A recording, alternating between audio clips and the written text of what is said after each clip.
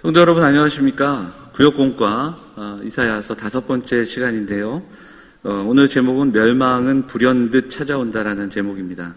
본문은 이사야서 21장 1절부터 17절 말씀입니다.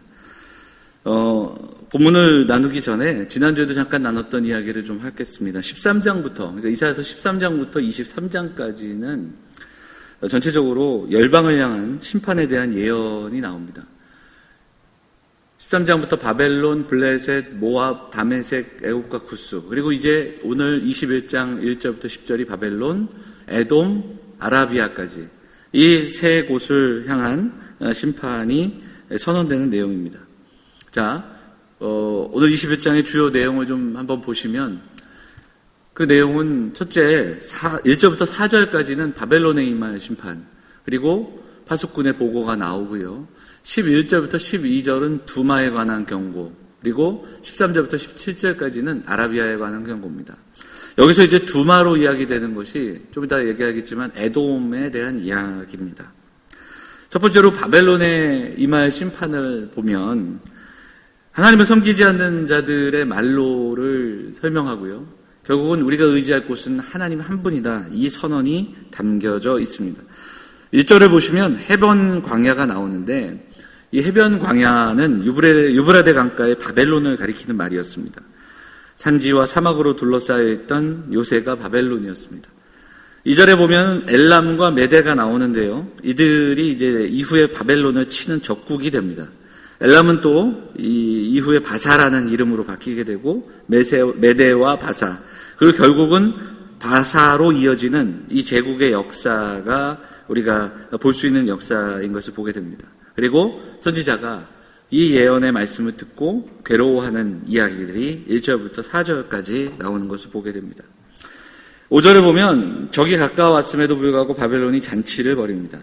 이 장면은 다니엘서 5장에 나오는 그 벨사살 왕이 적들이 가까워왔음에도 불구하고 잔치를 벌이다가 뒤늦게 전투를 준비하는 장면과 교체가 됩니다. 교착이 되는데요. 이것은 때늦은 준비에 대한 이야기가 담겨 있는 겁니다. 9절을 보면 파수꾼이 함락되었도다 이렇게 탄식하며 보고하는 그러한 내용이 나오죠. 자, 바벨론은 BC 539년에 바벨론이 멸망을 하게 됩니다.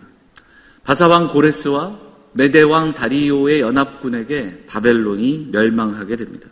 그런데 이 BC 539년의 이야기를 지금 이사야 당시에 이 신탁을 듣고, 그러니까 이 환상을 보고 이 예언을 하는 것은 사람들에게는 매우 허무맹랑한 이야기로 들렸을 겁니다. 왜냐하면 바벨론은 그 당시 떠오르는 나라였기 때문입니다.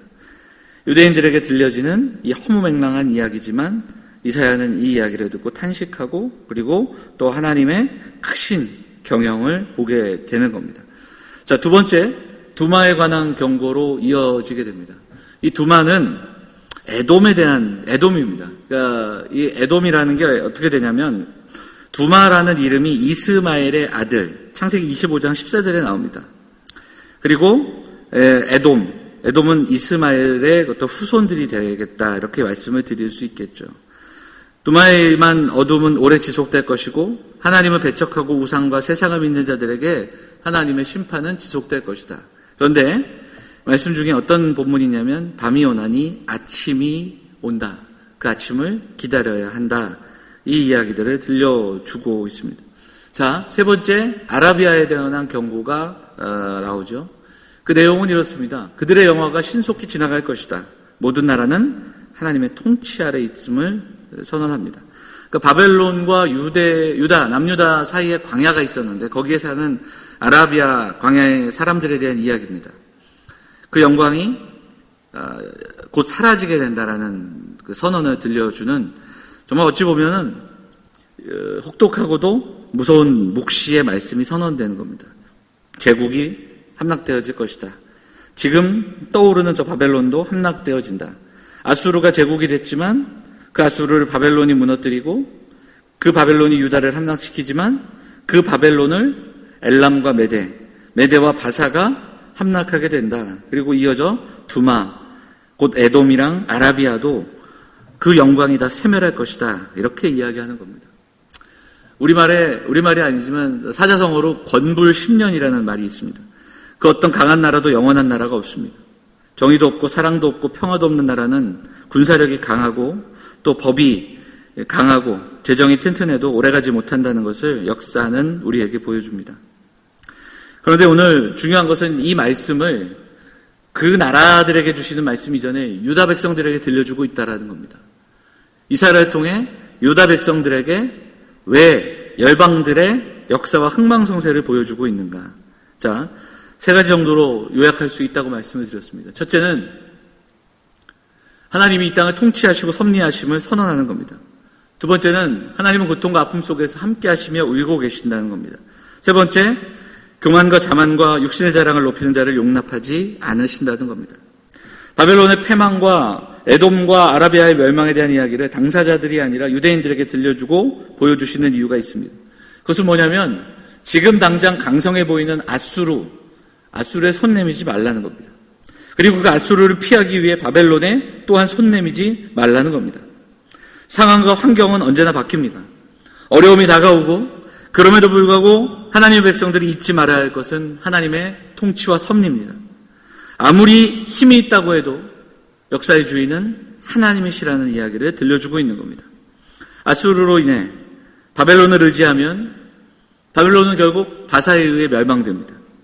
끝까지 하나님을 의지해야 하지 그 강성한 나라를 의지한다는 것은 그것은 꺼져가는 등불을 의지하는 것과 마찬가지입니다.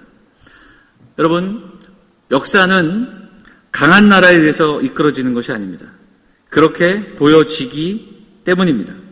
그냥 그렇게 보여지는 것뿐입니다. 역사의 주인은 하나님이심을 우리는 분명히 믿습니다. 역사를 이끌어가고 또 역사를 주관하는 것은 돈이나 군사력이나 어떤 사상이나 물질이나 기술이 아닙니다. 하나님의 크신 뜻입니다. 하나님의 계획과 섭리, 여기에 역사가 이끌어진다는 사실을 우리는 기억해야 됩니다. 하나님의 뜻은 공의와 화평과 사랑과 정의입니다. 하나님의 뜻이 그 말씀대로 이루어지고 그 말씀대로 되어진다는 사실을 우리는 보게 됩니다. 자, 오늘 이사야서 21장 17절 말씀이 어떻게 끝납니까?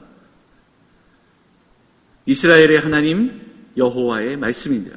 지금 이사야 선지자를 통해서 선포됐던 이 바벨론과 에돔과 그리고 아라비아의 멸망, 이것은 다른 이야기가 아니라 하나님의 말씀이라는 것을 이사야가 선포하고 있는 겁니다.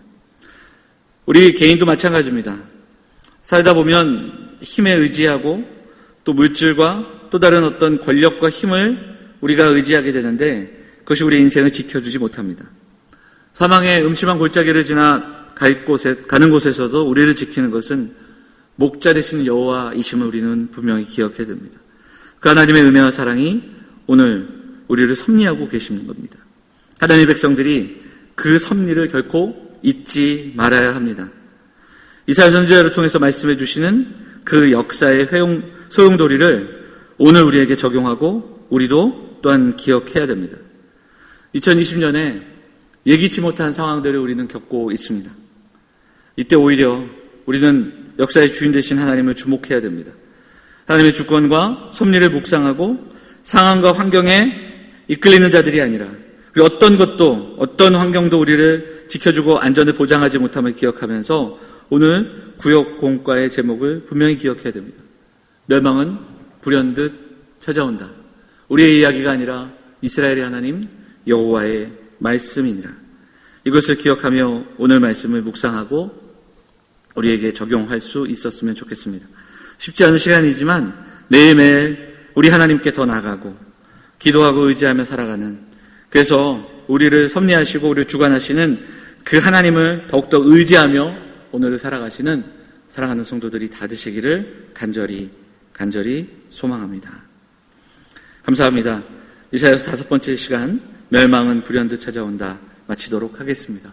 말씀 묵상하시고 함께 기도하기를 바랍니다. 감사합니다.